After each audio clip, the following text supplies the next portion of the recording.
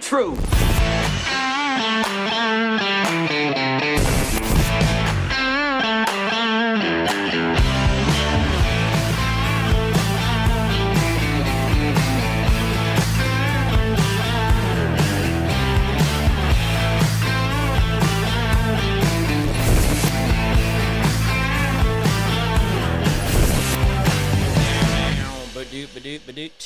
I'm Jim Price, the Jim Price Show Daily Update. Thank you guys so much for tuning in.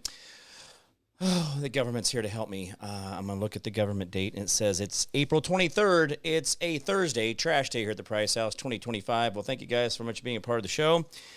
Yeah, today is what's going on, and that's kind of what I named today's episode that because I do believe, and I know that sounds like it is a bit of a rhetorical question, but I do wonder if we all really are paying attention in a real way of what's really happening. What happened? I don't know how you say all that.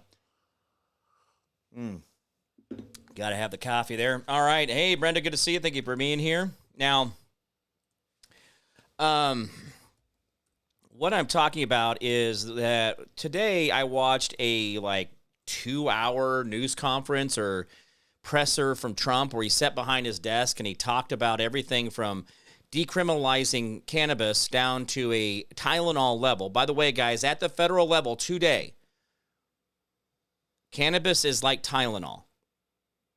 That's a thing. It's called a Schedule 3. It's considered to be Tylenol. It's not even as effective as or problematic as antibiotics.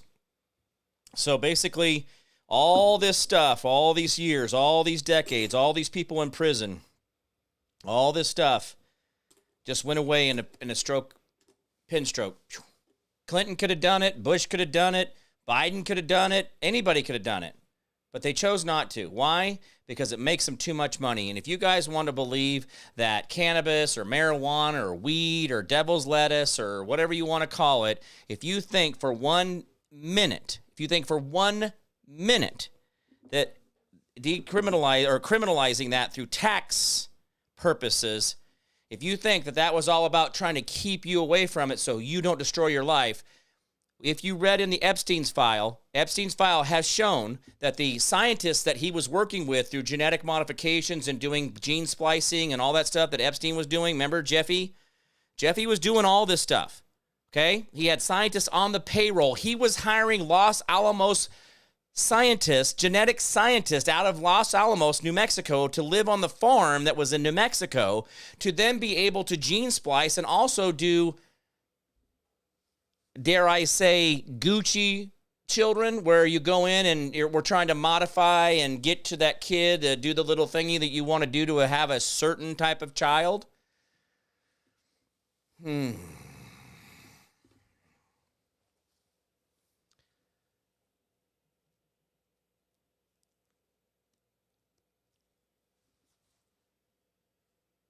One of the things in that file that had to do with all the genetic coding and all the other things is that they talked about people that are smoking cannabis, marijuana, THC, devil's lettuce, the bong, the pipe, the apple, the whatever, all these things, all these different slang, whatever, how you ingest it, whatever, edibles, makes you less controllable by mind control devices and programming. That is in the Jeffy files. Look it up yourself. I'm not the one that said it. I'm just the one repeating it. Now, you can say that, well, I believe the government. They're here to help me. All right, lockdown. Don't forget to get your shot, get your booster, get your flu shots every year, get your high-dose quadrivalent flu shot that has 4 different types of flu stuff in there and then makes it double the amount, and then you take it 4 different times throughout the fall, and that way you just die. But sure, go get yourself one of those, go get you one of those COVID shots too while you're there. They still hand them out.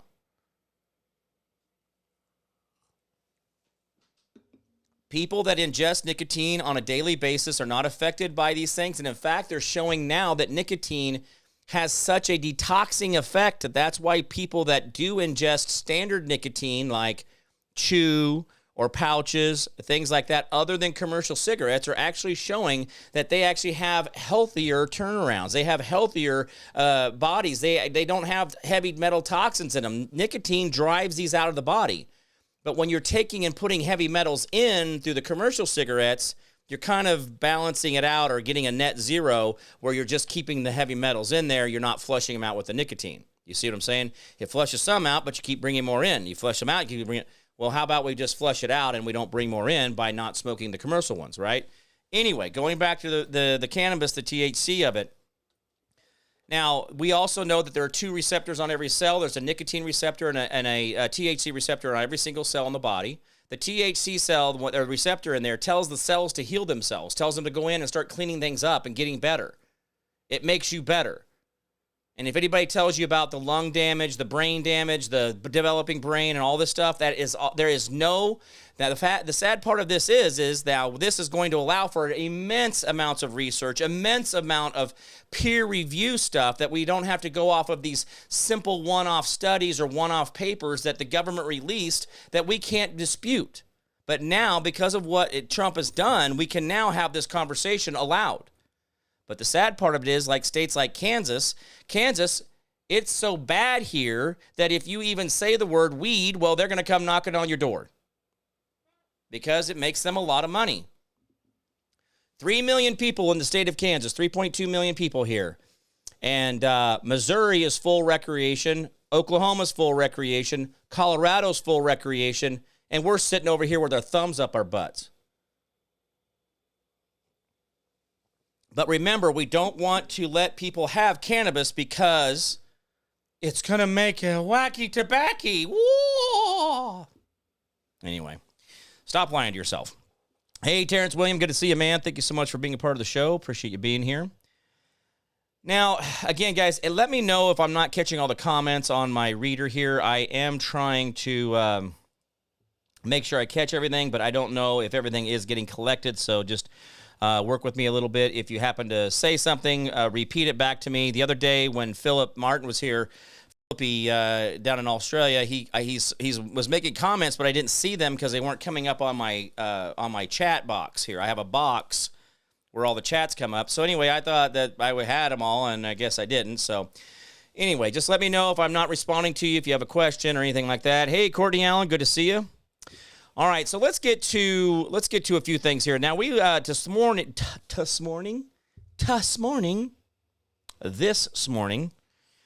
there was a big movement in the Navy of things. So Secretary of Navy John Fallon is departing the administration effective immediately. This is Sean Parnell. On behalf of Secretary of War and Deputy Secretary of War, we are grateful to Secretary Palin for his service to the Department of United States Navy. And, hey, good to see you, Philly. We're just talking about you. Luther Bradley, what's up, man? Haven't seen you in a minute. What are you being a stranger for? Now, don't be strangers, folks. We're all family here. All right, so let's see. I guess at first it was unclear if John Phelan was fired or resigned, but Fox News later reported that he has been indeed fired.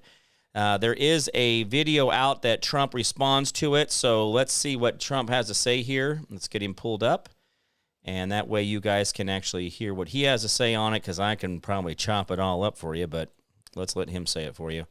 Sometimes I get to reading in these articles, and they're doing the verbatim in the article, and I don't realize there's a video attached, so sometimes I do that, and then I don't do a good job. Here, let's listen to Trump. Could you talk a little bit about why your Navy Secretary was fired yesterday, sir? He's a wonderful guy. I just put out a statement about him. He's a very good man. I really liked him, but he had some conflict with, not necessarily Pete, with some other.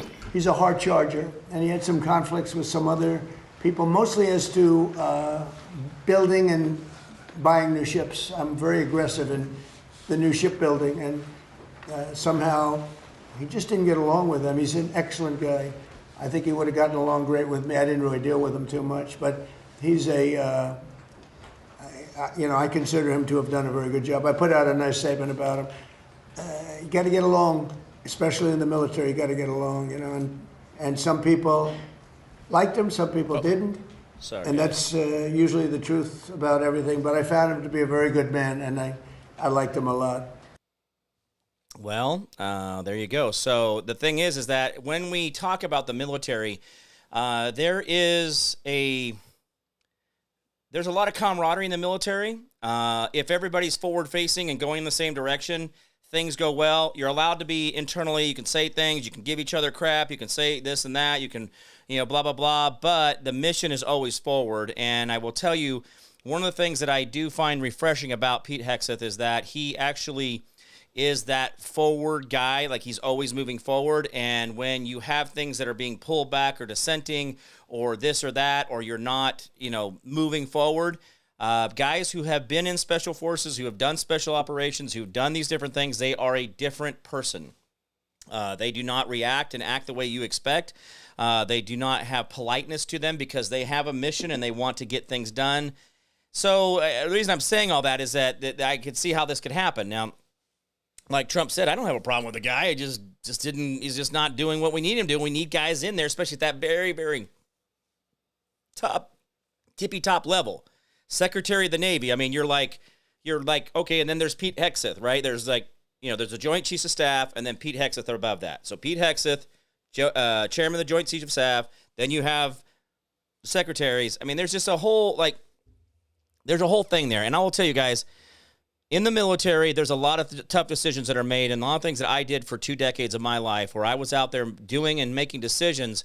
And it kind of is important that everybody's going in the right direction and things are getting done, because in the military, the sad part of it is there are so many delays in the military. To say that they're finally getting something done, well, they were needing it 10 years ago. They needed it 10 years ago. They asked for it, and they finally got it today. And a lot of times by the time they get done filling that position, or filling that need, the need's not there anymore.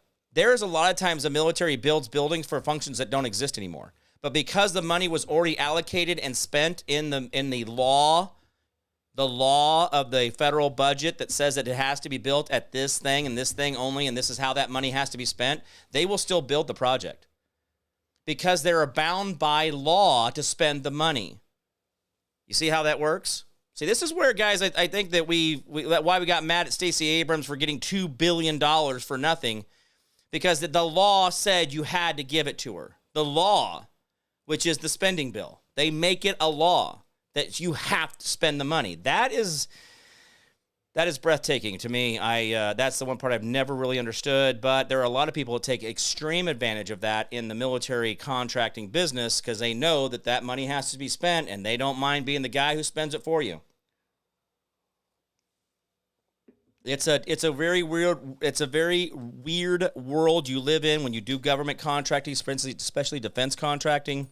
You get into the higher end stuff. You start getting into technicals. You start getting into, security thing, this and that. It just gets weirder and weirder, and it's so hard for so much of that to be caught up with. Hi, Jim, can't find you on Facebook today, says Maggie. Well, no, I got people commenting on Facebook, so I don't know, Maggie. Good to see you over there on Rumble, though. I do appreciate that. I was setting up my Rumble channel here on the thing. I sorry you guys were not seeing Trump's face. I had pulled off the side to go ahead and pull Rumble up, and I apologize. I forgot the feed was playing for you guys. So anyway, that was my fault. I apologize for giving you the the login screen for that. But anyway, good to see you, Maggie. Thank you for being here. So anyway, so there's this whole thing that we're going to be getting ready to go into going forward. I'm saying this, when I say the things like the Pete Hegseth thing where that happened, there's been a lot of people been moved out, moved along, transferred, retired, and I don't think you guys, I think you guys look at it as a lot of this is just the usuals of things, like, oh, this is what happens all the time, but it really isn't. And the thing is I think Trump, when I talked about how I think he really set up the voter integrity sting back in 2016 when he was signing those executive orders back then to make sure that we were monitoring all elections, and not just elections here in America, but elections globally. So that I do believe for some reason, I don't know what the end date of that was. Maybe I need to go back and look at that. Let's do this. I'll ask Grunk while we're doing this. Grunk. All right, let's do this. We'll ask the question. How is the executive order that Trump signed in his first term for voter integrity that was assigned to then Secretary of State, can you find that executive order that was talking about the election integrity and the investigation and the ongoing of that and how long it should last and then when the report should be turned in? What executive order was that? I know I said that over and over again. It kind of sound like I was like really repeating myself, but I've learned that with AI, you in the question, you got to kind of like say it and then re-say it and then loop it back again, and then you finally get, because when I would just say, hey, what's this? And then it'd be like, no, they just say weird stuff. And I'm like, okay, I got to obviously over-explain the question to get a better articulated answer. So anyway, that's kind of, I just use it as a search engine. I don't really use it for anything other than that. I think I think most of that is. Oh, there's Maggie O'Leary. Good to see you, dear. Appreciate it. So, hey, Kenny, what's up? Trump should make me Secretary of the Navy. There is a guy going in. His name is Orr. And Ken, if you can whoop his butt, I think that would be ideal for you. I'm just kidding. This guy, he is Asian. I think he's Korean. He's either Korean or Japanese. I can't remember. Anyway, this dude is all about America. Like, this guy is all in. So I don't know. We're going to hear some more about this guy. He is kind of a battle-proven guy. And so we'll see what this new guy is going to do for the military and for the Navy. But I don't know. We'll just see how all that goes. But I think it was kind of interesting to see how we are watching the dismantling of all this system, of all these things. Real quick, I want to ask you guys a question about the Iran war. When was the last time we dropped any bombs? 2 weeks ago? Now, I know we were shooting at some ships last weekend, but I'm asking you a question. When was the last time you heard about any bombs, any deaths, any jets in the air, any drone strikes? Oh no, and how Hezbollah is attacking Israel again. I'm not talking about that bullshit. I'm not talking about that distraction of things. This supposed ongoing war, the war, W-A-R, the war. How come we're not doing war stuff? How come we're not lighting up Iran with bombs and all that stuff? Because we were at war, remember? Remember, Chuck Schumer got up there and ran his mouth about what he knows to be real. That Iran is to be protected and that we should be defending Iran and we should be helping the Iranian people. And then the Ayatollah was leading his people in the best way he knew how, and they're a sovereign country. The Chuck Schumer that you all know said that Iran is a sovereign country. We're not sovereign. We don't have fences. We don't have walls. We don't have borders. We don't have rules. We don't have laws. But Iran is a listen, don't argue with me. This is what Schumer said. Schumer said that they're a sovereign country, and we, us, the U.S., should not be talking or bombing or bullets and tankers and all that. And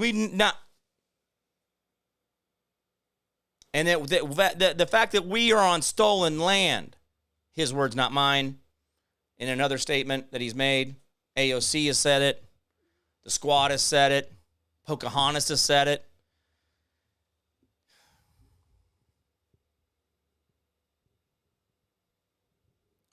I want to make an observation of something here for a second. You know this whole Southern Poverty Law Center bullshit that we've been listening to for the last 24 hours, 36 hours, whatever it is, and where everybody is like, I knew it. I knew it. They were paying for the Proud Boys. They were praying for those military guys with the khaki pants and the flags and the really cool scarf things on their face, and they're like, oh, I knew it. And I'm like, I told everyone about this in 2018. 2016, I talked about it openly on the campaign trail. And in 2018 and 2019, when I started this radio show, I started talking about Act Blue and how they collect all the union dues from all the federal workers, all the policemen's workers, all the fire department workers nationally.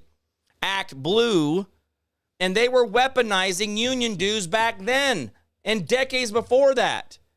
I was talking about Act Blue, what Act Blue really was back then, but now we're going, oh, it's a Southern poverty. I'm like, no, they only did about $12 million worth.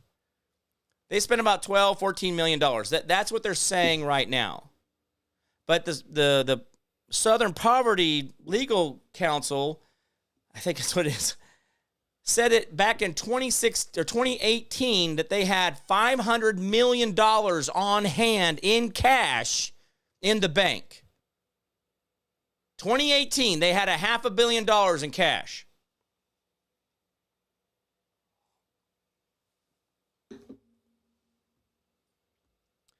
I talked about Act Blue, and I do believe Act Blue is the great white whale of this whole thing. It is the big one. It is the Moby Dick of things, right? What I'm trying to point out to you is that this idea that it's just this Southern Poverty League thing, no. Oh, no, it's the NGOs. No. Oh, it's the grant process and the government. No. It is bigger than that only because it is the absolute people, the people's money, the union dues, that all this other stuff is going into. By the way, guys, when all these other factions, the mothership of all the money, Black Lives Matter, BLM, Antifa, this money all goes through Act Blue. And we're not talking about it. We're not talking about Act Blue. We're not talking about, no, we're going to do Southern Poverty, no, That's nothing. That's a pimple on a rhino's ass. Nobody's paying attention to that. We're all worried about, that's not it. It's going to be bigger, guys. And listen on this whole thing of fraud and lost assets and all these other things. There is some numbers out there, and I have done a little bit of my own calculations, and I've done a little bit on the back. Do you guys understand that there is somewhere between 70 and 90 trillion dollars that have gone missing out of the federal treasury that is not accounted for over the last 50 years?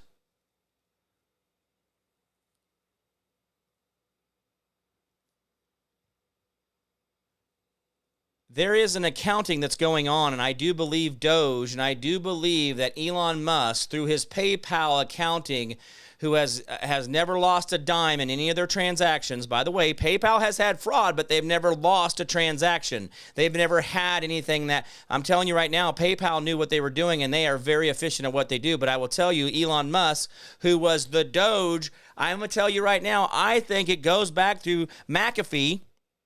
I think McAfee, back when he gave all those secretaries, I think he planted that first software into there. I think he put it all on the backside, and all he had to do was sit there and data collect and data collect and data collect and data collect and data collect and data collect and data collect. And then when Elon Musk came in and went, ba-coop, and it just started going, buh. I think that's what I think that like computers sound like when they're dumping data down. It's more the idea that it really that the fire, the hard drive fires up and starts spinning. The fans turning on. It's a whole thing. There is a very simple watching observational that's for me. Hey, Julie D, good to see you. Show me the money. I'm going to tell you right now, I believe that I'm going to give you I'm looking for the upper atmosphere just before you enter inner space, outer space. I don't know, whatever is that little, not quite outer space, but you're kind of in that fuzzy area. I'm looking down. And I'm not a doctor. I have no idea what I'm talking about. I'm not a political specialist. I'm just make all these things up as I go along. So this is all just obviously satire and meant for you to laugh. But when I look at Trump And I watch how he talks. And I know that guys, I wish you would listen to what he's projecting, what he's telling you about, not what he's talking about, but what he's telling you about. There's something very, very cool about it. I enjoy watching him and his little, how he kind of banters around and things like that. And I get so thrilled to watch him, and he gives away what he's doing. But watching his confidence with, you notice he didn't talk about Virginia. Because I think he knows. I think he knows it's all bullshit. They spent $70 million to have it all taken away. I think that's a thing. I got medals for my time in the Middle East. The Jap can bring it anytime, any place. Oh, nice. Nice, says Ken. But no, he's. I think we're seeing. I think we're seeing replacement of bureaucracy generals with fighting generals. Not in the fighting generals that can't wait to go to war, but the fighting generals who've actually been to the field and who've actually seen the bullets and the blood and the guts, and they don't want to see that happen. So they're going to do everything they can to keep their men out of harm's way instead of throwing bodies at the problem. Do you see where I'm talking about here? We're not talking about politics kind of general. We're not talking about the, hey, let's just go bomb stuff with bodies. It's the, I've been there and watched my buddy get blown apart, and so I don't want to see that happen again. That is where you need it. That is leadership. So anyway, I just thought it was very interesting. By the way, we have now found one of the NASA nuclear propulsion engineers. He was found dead in a burned-out Tesla. Another scientist resurfacing amid renewed attention. 29-year-old NASA engineer specialist in nuclear propulsion technology was found burned beyond recognition inside his charred Tesla after a fire single vehicle crash in rural Alabama last July. Now, see guys, this is where this hands-free, this electronic driving, these Tesla cars, these different types, things like that. Cool, you do you, boo. I'm not into it. But where this guy was suicided, whatever, I don't know. How do we really know it's him? How do we know it wasn't his DNA sprayed over a body that wasn't his to begin with? I don't know.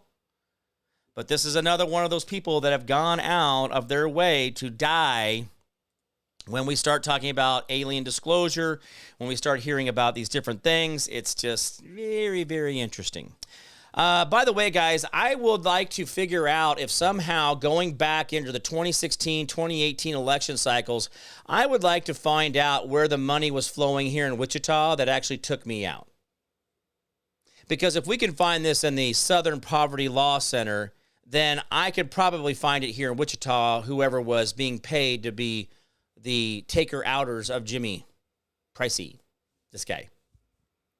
Just a thought. Now, here's something this is something I don't understand. I don't understand why this is okay. Let me see if there's actually a video, and I'm going to let this person go ahead and just speak for themselves. Okay, so one-time comedian Margaret Chow, I don't know if you remember who she was, is wasting away with TDS, Trump Derangement Syndrome, inside and out. She says, we need a feral. Now listen to this, guys. This is where, like, the whole Madonna saying, oh, I've never thought about killing a president. And then the whole thing with the lady with holding the decapitated head. That whole thing. Griffin, Griffith or whatever her name was. There's a lot of these people that have said things that are absolutely very, very specific. Just like the fat lady that is the teacher at an elementary school and did this to the neck, like this, like the Charlie Kirk thing. And she's still a teacher. She has not been disciplined. There has been nothing put in her file, and she still gets to teach. So think about a teacher who's willing to think that the person that they don't like needs to die, and that's the compassion she puts towards her children. If you think you can separate those two out in yourself, you are fooling yourself. You are a liar to you. This woman who believes that doing the neck thing like this is acceptable behavior and compassion, and also translates that to the children. You can't have one and not the other. It doesn't work. You can't be, oh no, I just meant that for that one individual in the whole wide world. Well, where did that feeling or emotion, where did you really harbor that? Where did that develop inside of you? See, this is why I'm asking these questions, because I think too many times we give these people a pass. But this lady, I don't know if you remember Margaret Chow. She used to be fairly funny. I thought she was kind of funny. She'd talk about her husband and, being a woman, I think, if I remember right, if I'm trying to think back. But anyway, so she goes on a tirade, but I want to go ahead and play her little clip here for you guys so you guys can see this.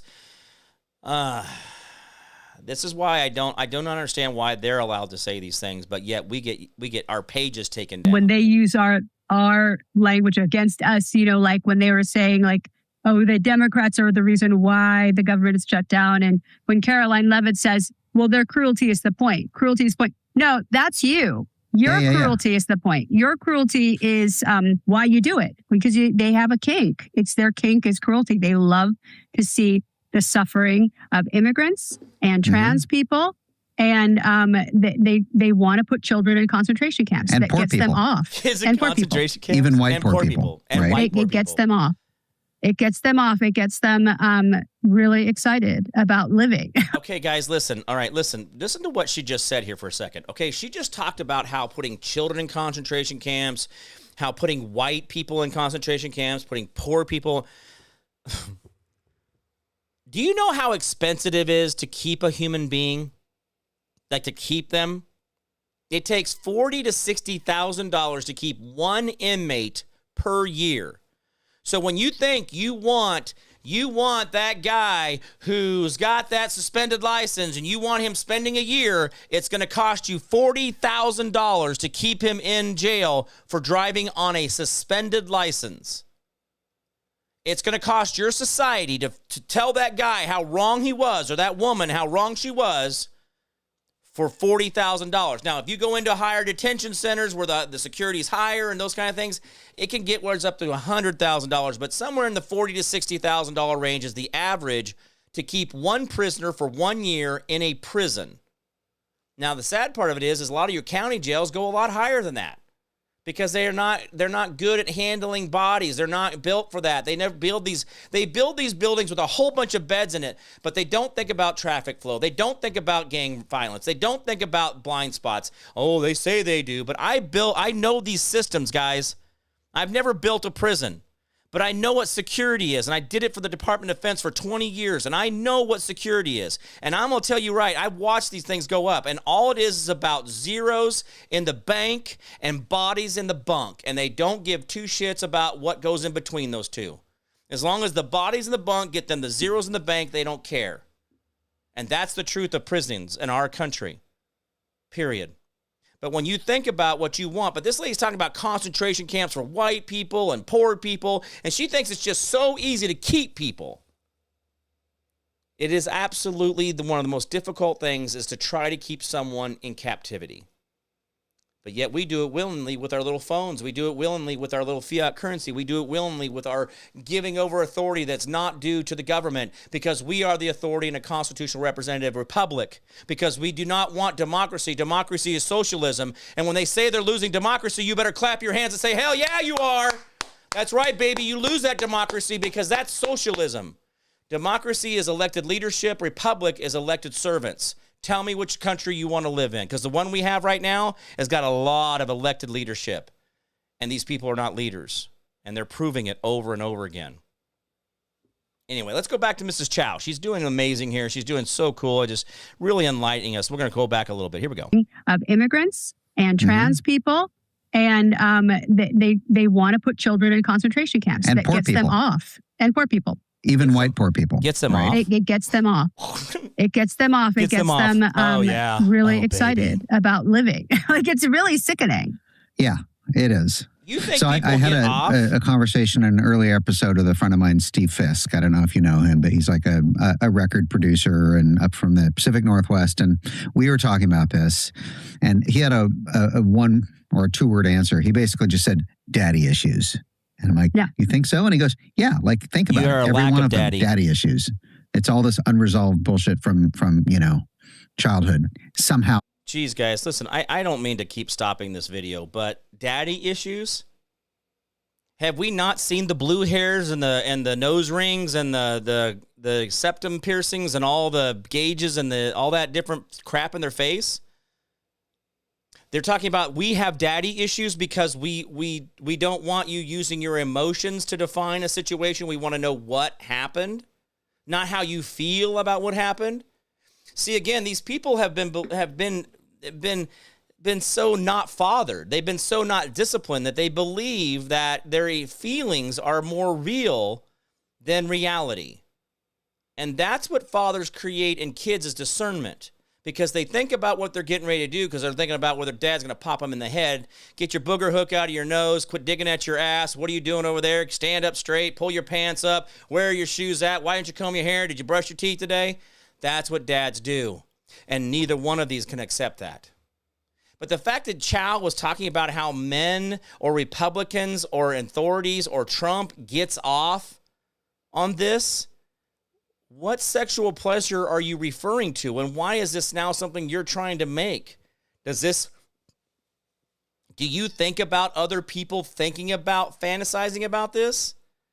So my problem is I never thought about that. That was not in my mind that someone was going to pleasure themselves for whatever it is she's trying to describe.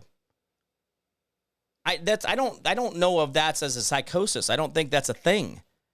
Now, there are people who derive pleasure from other people's pain, but she's doing this like she's saying it like it's I get to look at a prison and know that I count for everybody in there. Oh. Is that she's trying to say that's a thing? That's their pleasurable moment? Well, why don't you fix that then, ma'am? If you really think that prisons are so bad, then why do we have so many laws? And why did Nancy Pelosi raise the smoking age from 18 to 21 in a spending bill? Why did she make people that were smoking for 2 to 3 years at that time suddenly criminals and federal felony criminals for buying cigarettes because they had already been smoking them for 1 or 2 or 3 years? Why do you guys sit there and say you're going to free people from cannabis and let that to be a free product and be able to buy it wherever you want, but yet nowhere is it done? Hey, Kelly, Governor Kelly in Kansas, you're a Democrat. How come you haven't pushed for marijuana legalization in Kansas? I thought you were all about the people. But are you the one that's benefiting from the people in Kansas going to jail for pot? Do you see where this is going, that the hypocrisy of it? This is why it doesn't make sense, because they actually contradict themselves consistently. And the fact that this lady is trying to refer to this as some type of a pleasuring thing, like it's like a thing, this is where it's like, why do you need to use sex to weaponize this? Why is sex the first thing you think of when you think that the people are being put in concentration camps? Why do you think of a sexual perversion that this is your first thing you go to? Why has it got to be perverse? Why can't he just enjoy the partner he has? Why does he have to think of people going to jail to be pleasured? Do you see where I'm going with this? Why is it that part of their mind goes there? I've never even thought, even when Biden was putting everybody in jail and doing all the crap he was doing and all the masks and all that stuff, I never thought about him pleasuring himself to people in jail. But we know that he has weaponized explicitly. He's weaponized the NGOs, the judges, the DAs, and all these different things to go after his political adversaries. And then exactly what they're saying that Trump is doing currently, which is just saying, hey, you guys are committing fraud. Biden's administration had people go to prison for things that really weren't real. Look what they did to Trump. So, Chow, I don't think you got a lot of ground to stand on, but let's go ahead and listen to more of what she has to say. She's pretty wise. That plays into the kink of cruelty, and it's pretty weird. It's weird. It's like a kind of a desire for authoritarianism as a way of feeling safe, but it's not. It doesn't work. I mean, it's just so unfair. I really do believe that it is a pendulum, and it does swing, and when it swings back, we will punish them. They will be put in prison. We cannot let up. I hope we as a party, I'm assuming that we're probably If not politically aligned, at least probably, philosophically aligned. I always complain that the Democrats have too little spine and not enough willingness to just, it's like if you get in a knife fight and bring a spoon, you're probably not gonna win, and we do it time and time again.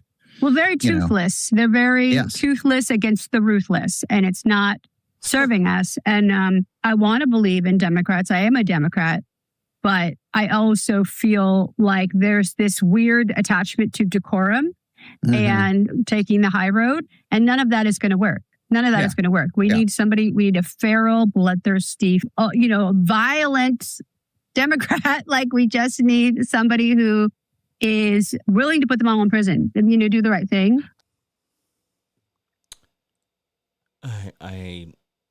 Did you guys hear where she said that Democrats don't have spines, that they're not out doing enough, that they're not...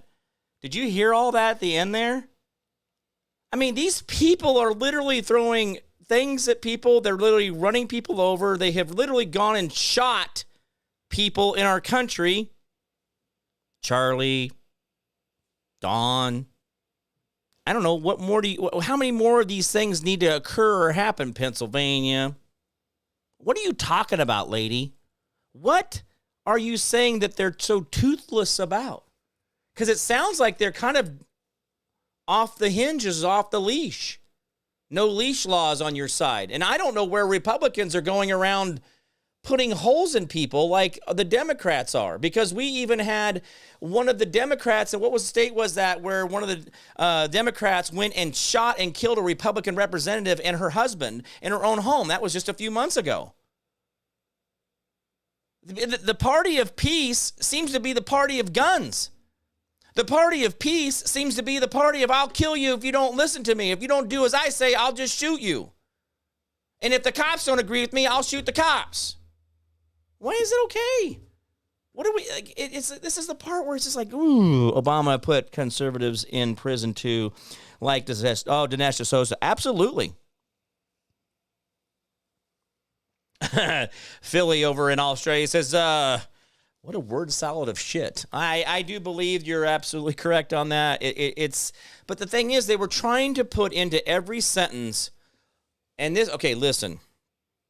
I have had a relationship with people like this before, when all they use is red button words to describe or to tell you a story of anything. So everything is rape, everything is death, everything is assault, everything is murder, everything is lack of rights, everything, and all the story is all these buzzwords of, well, then he touched me, and I did not accept his touch. It was not a warranted touch, and it was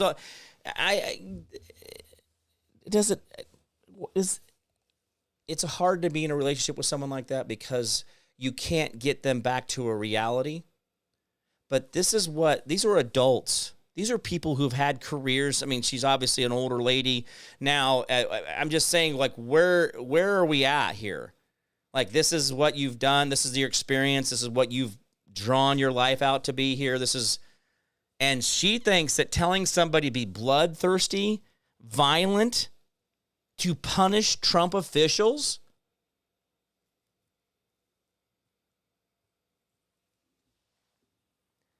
Guys, I will say that I am so happy to be alive in a time like this, but I will tell you, I am blown away.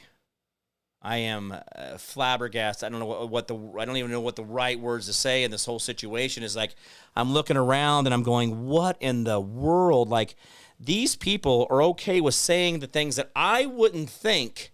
Now, this is where I want you guys to think. I wouldn't think these words, but they're saying them out loud on public forums. I'm not talking of like this behind closed doors where I'm in a Faraday cage in a skiff and I'm just doing my little secret talk with my buddy and like, hey, listen, all we need is we just need one violent Democrat to punish the Trump officials. I have never thought about saying that to another Republican, another conservative, another male, another female. But yet these people are saying it on loud, and I played the clip for you. And then they're telling you how we're the ones doing the concentration. By the way, guys, you were the ones just as afraid as I was of all those concentration camps we saw in Texas and Louisiana and the Arizona desert and in Nevada and California and in Georgia, and when they bought the 1 million or 10 million body bags. But here's the thing, guys. What if the body bags were for the fact that they really thought that they could get enough of us killed to fill all those? But we were all worried about it, weren't we? We all had that fear. We all lived in this same country at that same time, and we all looked around and kept wondering who it was next, and was that next door knock going to be the police? Is it going to be the SWAT team, the FBI? They're going to snatch you from the grocery store. They're going to pull you over the street and take you off to federal prison and not tell your family where you are. And by the way, that is the way the feds do it. If the feds pick you up, you will not have contact with your family for 5 to 10 days. That's federal. So you all talk about you go to county jail, you go to city, all this. Oh, I get my one phone call, man. I know my rights. Oh, you get to call your lawyer. And if your lawyer doesn't have all your other numbers and doesn't do all that stuff, they're not going to know where you're at before you get your first phone call. And then you better hope that you remember a phone number. You better hope that those people will accept a collect call on their cell phone bill. See, guys, we lived in that era of the concentration camps for real. We lived in that era of seeing the body bags and the receipts that our government had purchased millions and millions and millions of body bags. And this lady has the guts to sit around and talk about how we're the ones that are pleasuring ourselves to their pain. I don't think that way. My mind didn't go there, even trying to think of a weird thing, whatever. I didn't go there. That wasn't my thought of, oh, I bet the Democrats are just herky-jerking it to my pain.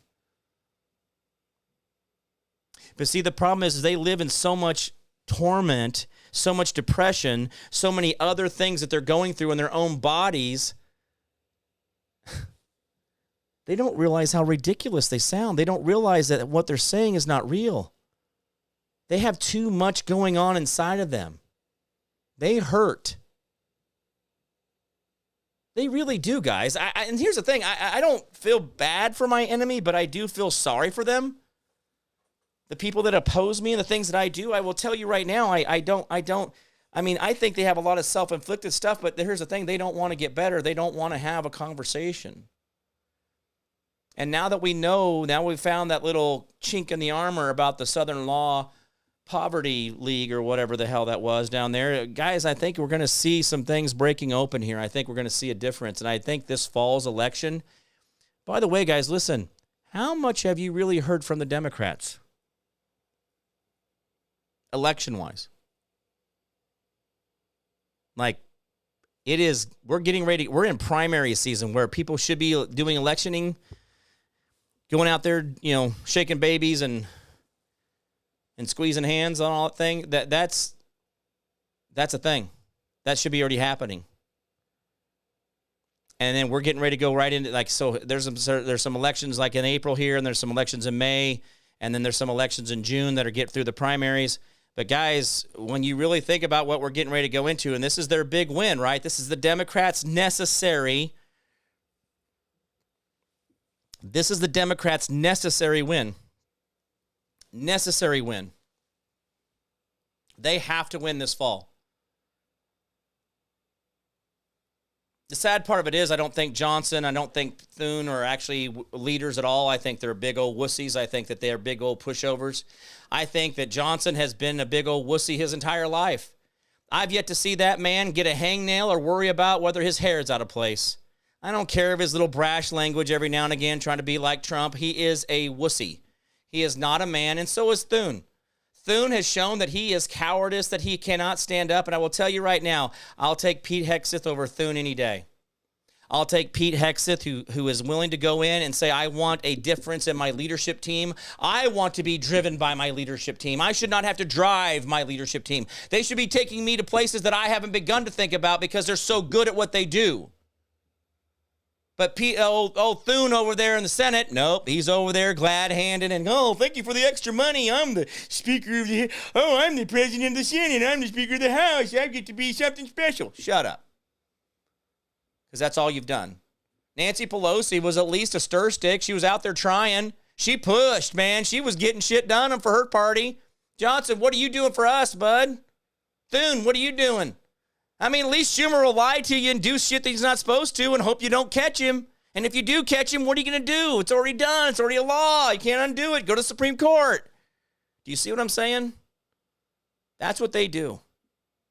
The sad part of it is they've got a lot of people who believe that what they're doing is righteous.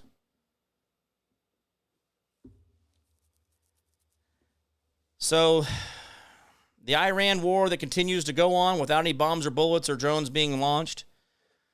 The fact that Trump Schumer is still out there talking shit on on Trump and on the war and all these other things, he needs to shut his pie hole. He's the worst ever. He has got so many stupid things to say, I can't repeat them all. And I catch them too. I'm just like, what in the world, dude? Do you live in this country? Do you live here? Or who is your allegiance to? Are you an Israelite or are you an American? Are you for Ukraine? Or are you for America? Are you for Iran? Or are you for America? And I'm asking Chuck Schumer, dude, you got to come to me. Are you for Cuba or for America? Are you for Venezuela or America? Are you for Colombia or America, bro? So there's a lot of things coming out. A lot of things coming out. Hey, Terrence William, thank you for that. He says, thank you all for coming today. It was really good to see you. Yes, absolutely. Maggie O'Leary, Philly Martin, Ken, we had Luther Bradley. Good to see you, man. Oh, and Kelly Wolf. Didn't forget about you. Sorry I didn't say something earlier. I saw your comments. Great stuff out there. Thank you, Kelly, for being here. And let's see, we got Brenda's killing it with her. She's helping me with doing our moderating, so thank you for doing that for me, Brenda. If you guys notice that Brenda does greet all you guys as you come in. She has volunteered for me until Ed comes back, or if Ed doesn't come back, well, maybe she's going to have to do this for a while. So anyway, guys, thank you so much for all the things you do. Ken, good to see you out there, man. Appreciate you, buddy. We're going to talk more. And listen, the world around us is a great place, but you've got to be willing to get out there and do things on purpose. Don't do things through programming. If you spend the next week brushing your teeth with the opposite hand and just really educating yourself on how inbred or how hard your programming really is in your body, then you can start admitting to yourself what you do on purpose and what you do as programming. And if you brush your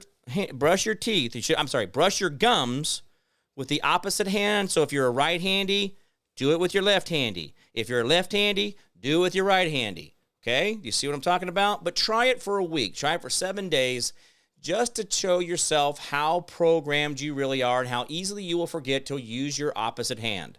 I'm just trying to educate yourself, knowing how this programming works and how all these things go down. So anyway, just be mindful that don't get caught up in the programming. Don't get yourself wrapped around the axle on things. There's a lot of stuff coming out. It's going to get better. A lot of cool stuff happening. I don't like everything, and you don't have to like it either, but do keep a positive attitude about the golden age of America where we sell oil to the global market. Before Iran, we're selling oil to Europe. We're selling oil to China. We're selling oil all across the globe. So don't complain, don't bitch, don't moan. We're doing good things here, okay? So just chill. Right? Don't do that. I know I see what you're doing there. Don't do that. Keep it positive. Keep it real. Everything's going to be great. Remember the 10% we do for our neighbor, community, city, county, state, the federal government. The more you do for them, the less they have to do for you. Learn how to be selfless and not so damn selfish. The world will be a far, far better place. Remember, hold the line, hold fast. Do not give up. Do not give in. We'll win. I promise I can't keep, guys. You've always been the answer out there. Remember that Constitution? Well, that limits the government, but never limits you. You have to understand that you have the authority, and if you give away your authority to people who do not deserve it and do not have that real authority or leadership skill, you are putting yourself in jeopardy, and that is on you. So stand up for who you are, be the right person at the right time, and it will all work out. Good stuff out there, guys. Great to see everybody. Maggie, thank you for that. She says, great show, Jim. I appreciate that. All right, guys. We got big storms here in Wichita the next 3 nights in a row. Larry and Tony, the toothpaste guys, are going to be here for the next 3 days. So I will be doing a show tomorrow. And then we got the Women's Fair here in Wichita Friday, Saturday, Sunday. And so I'll be down there selling mushrooms. And I will also be hanging out with Larry because at the Fresh Mouth booth, I'll be selling my line of mushrooms. So if you guys happen to be in the Wichita area or whatever going on, you can stop by and see me or however you want to do that. But I'll remember sillygnome.com, PSILLYGNOME.com. Sillygnome.com is where you find your nutrient mushrooms, and if you need other things, including vitamins, they're on there as well. But as we go forward, remember, guys, we have opened up the psychedelic realm of things. Trump did that Saturday morning so that we can go out there and start offering scientific proof about how you can reset your ego and do other things to your body and put you back to a childlike state where ego and damage and trauma and all the stuff is all moved away from the body, and then you can be a better you and more authentic. All right, guys, that's going to be about it for me. I'm Jim Price, the Jim Price Show Daily Update. You guys all be good to each other out there, and I will see you guys tomorrow.